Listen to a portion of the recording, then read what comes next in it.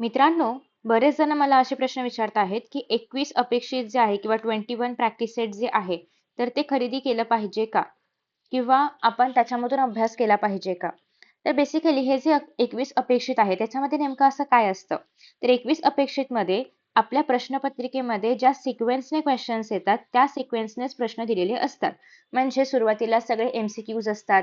मग सगळे जे 1 मार्कवाले क्वेश्चन आहेत ते असतात. मग त्यानंतर शॉर्ट आन्सरवाले क्वेश्चन, मग लाँग आन्सरवाले क्वेश्चन. तर ज्या प्रकारे आपल्या एक्झाममध्ये विचारलं जातं, सेम त्याच सिक्वेन्समध्ये ते बुक बनवलेलं असतं. मग ह्याच्यामध्ये जे प्रश्न आहेत, तर ते कुठून आलेले असतात?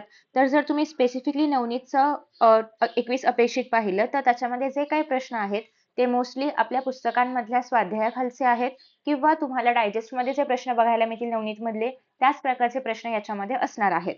मग आता प्रश्न असा येतो, की फक्त जर मी नवनीत अपेक्षित केलं किंवा 21 अपेक्षित जर फक्त केलं, तर चालणार आहे का? तर सरळ-सरळ उत्तर देऊ, तुम्ही कुठलाही अभ्यास न करता, टेक्स्टबुक न रीड करता, फक्त जर 21 अपेक्षित फॉलो केल्यात, तर तुम्हाला साधारणतः एक पासिंगच्या अबोव्ह म्हणजे 50% वगैरे मार्क्स मिळतील. अगदीच नापास व्हाल असं नाही. पण हा तुमचा गोल आहे का? म्हणजे तुम्हाला फक्त एवढे मार्क्स मिळवायचे आहेत का? तर नाही ना, तुमचा गोल यापेक्षा जास्त मोठा आहे.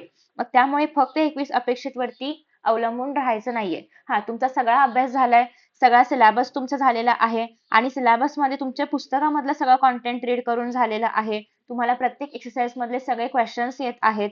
हे जर तुमचं करून झालं असेल, तर मग फक्त 21 अपेक्षित तुम्ही जर आता रिव्हिजनसाठी वापरलं तर बेस्ट आहे. तर ते चालणार आहे.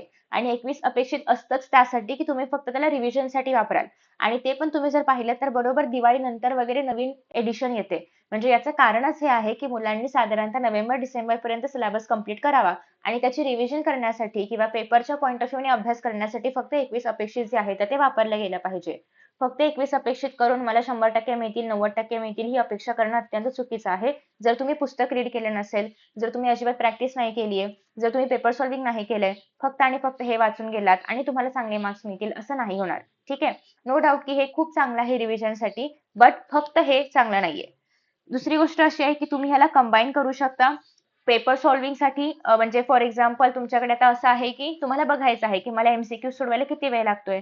मग तुम्ही ते 4 एम-सी-क्यूज अपेक्षितमधून घेऊन सोडवू शकता किंवा ते काही लाँग आन्सरवाले क्वेशन्स, काही रायटिंग स्किलमधले क्वेशन्स अपेक्षितमधले घेऊन सोडवा. त्यासाठी अपेक्षित चांगलं आहे. त्यासाठी बेस्ट आहे किंबहुना, की तुम्ही इंडिव्हिज्युअल क्वेशन्स वेळ लावून सॉल्व्ह करू शकता. त्याची प्रॅक्टिस करू शकता. त्याचे आन्सर्स चेक करू शकता. यासाठी तुम्ही अपेक्षित नक्की वापरा. पण कधी जेव्हा तुमचा अभ्यास झालाय, जेव्हा तुम्ही टेक्स्टबुक रीड केलेलं आहे, जेव्हा तुम्हाला त्याच्या मागचे सगळं कंटेंट, सगळे कॉन्सेप्ट्स माहिती आहेत, त्यानंतर तुम्ही प्रॅक्टिससाठी अपेक्षित वापरू शकता.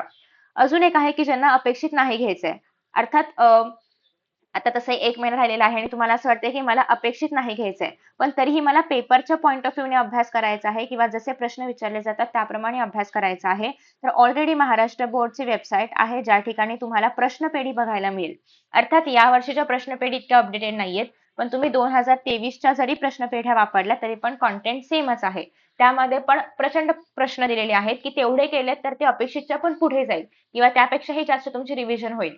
सो तुम्हाला जर क्वेश्चन वाईज अभ्यास करायचा आहे, मग कुठल्याही विषयाचा असू दे, त्यासाठी तुम्ही या ज्या प्युअर बोर्डने जे काढलेल्या प्रश्नपेढ्या आहेत, तर त्या यूज करा. या वेबसाईटवरती तुम्हाला त्याच्या पीडीएफ्स पण बघायला मिळतील. ठीक आहे, त्याच्यामध्ये सगळं कंटेंट तुम्हाला बघायला मिळेल. सगळ्या प्रकारचे प्रश्न बघायला मिळतील. सो इव्हन तुम्ही 21 अपेक्षित न घेता फक्त हे केलं तरी पण चालणार आहे. पण अगेन मी कोणालाही नाही म्हणणार नाहीये. तुम्ही नक्कीच ते घेऊन त्याचं रिव्हिजन करू शकता.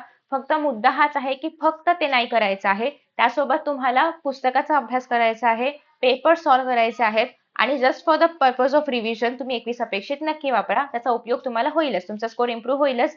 पण कधी जेव्हा रिव्हिजन करायचे असेल तेव्हा. आणि अगेन जर तुम्हाला ते नाही बाय करायचं आहे, इतके 4-4, 5 पुस्तकं नसतील घ्यायची 21 अपेक्षितची, तर मग तुमच्याकडे ऑप्शन आहे तो म्हणजे प्रश्नपेढ्या तुम्ही बघू शकता. maa.ac.in वरती अवेलेबल आहेत. ही वेबसाईट आय गेस चालते प्रॉपरली. नसेल तर याची लिंक मी तुम्हाला खाली कमेंट बॉक्समध्ये देईन. माझं लिहिताना काही मिस्टेक झाली असेल तर तुम्ही त्या लिंकवरती क्लिक करा.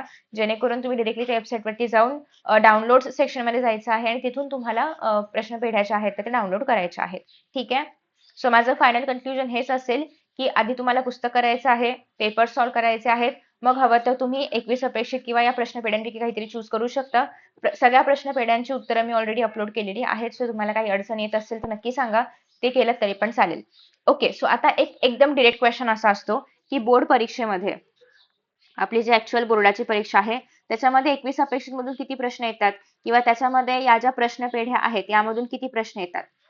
तर मला एक सांगा, 21 अपेक्षित असू दे, प्रश्न पेढ्या असू दे, डायजेस्ट असू दे, गाईड असू दे किंवा काही पण असू दे, हे कशावरती आधारित आहे? टेक्स्टबुक वरती आधारित आहे. म्हणजे टेक्स्टबुक मधून जे काही प्रश्न विचारले जातील ते अल्टिमेटली या सगळ्यामध्ये कुठेतरी असणार आहेतच. म्हणजे हे काही बाहेरचं नाहीये. म्हणजे तुम्ही जरी याचा अभ्यास केला तरी पण अर्थातच तुम्हाला पेपर मधले प्रश्न सोडवता येणार आहेत. आता किती टक्के यातले प्रश्न येतील ते अर्थात आपण डिरेक्टली सांगू शकत नाही. पण इतकं नक्की आहे की तुम्हाला जर फक्त पासिंग मार्क्स हवे असतील तर तुम्ही 21 अपेक्षित घ्या. पासिंग मार्क्स तर मिळतीलच मिळतील. ज्यांना पासिंगची टेन्शन आहे त्यांनी हे करायचं आहे. आणि ज्यांना खरोखर रिव्हिजन करायची आहे किंवा स्कोर इम्प्रूव्ह करायचा आहे त्यांनी मात्र आफ्टर सिलेबस प्रश्नपेढ्या आणि 21 अपेक्षित यूज करू शकता.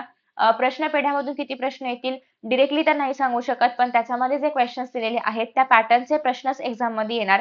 त्या व्यतिरिक्त काही येत नाही कारण त्याच्यामध्ये ऑलमोस्ट सगळा सिलेबस कव्हर केलेला आहे. सो सेम पॅटर्नचे क्वेश्चन्स तुम्हाला बघायला मिळतील. काही थोडेफार चेंजेस आहेत, न्यूमेरिकल मध्ये असतील किंवा थेरोटिकल प्रश्नामध्ये पण याच्याऐवजी ती कॉन्सेप्ट विचारली आहे अशा प्रकारचे काही प्रश्न असतील. सो त्यासाठी तुम्हाला या दोन्ही गोष्टी कराव्या लागतील किंवा याचा अभ्यास करू शकता तुम्ही, जेणेकरून तुम्हाला एक्झाम मध्ये जास्तीत जास्त मार्क्स मिळवता येतील. ठीक आहे. सो काही स्किप करायचं नाहीये.